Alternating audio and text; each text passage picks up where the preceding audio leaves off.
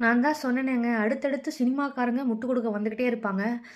CM அவர்களோட friend ஸ்ரீமான் இருப்பாங்கல்ல, காஞ்சனா படத்துல எல்லாம் கூட காமெடியா நடிச்சிருப்பாங்க.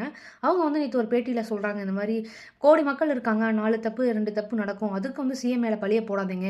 ஒரு 250 பேர் சேர்ந்துக்கிட்டு உட்காந்துக்கிட்டு பேசுறாங்க அப்படின்னு சொல்றாங்க. இது ரொம்ப தப்பான ஒரு விஷயம். ஏன்னா, சின்ன குழந்தைங்களுக்கு அவ்ளோ அநியாயங்கள் நடக்குது. தொடர்ந்து 3 வயசு குழந்தை கூட இப்போ வந்து உங்களுக்கு தெரியும் ரீசென்ட்டா சென்னையில பாதிக்கப்படுறாங்க. இவ்ளோ பேர் வந்து எவ்ளோ சின்ன குழந்தைகள கொடூரமான முறையில கொன்றுருக்காங்க. இந்த மிருகங்களை எல்லாம் வந்து நீங்க வந்து என்ன என்ன வேணாலும் சட்ட ரீதியா நடவடிக்கை எடுக்கலாம். உங்ககிட்ட அந்த பவர் இருக்கு. அப்படின்னு சொல்லி தான் மக்கள் கேட்குறாங்க. மாற்றத்த விரும்புறாங்க. அதுக்கான ஆக்ஷன எடுங்கன்னு சொல்லி தான் கேட்குறாங்க. இவங்க வந்துகிட்டு நீங்க கேட்கக்கூடாது.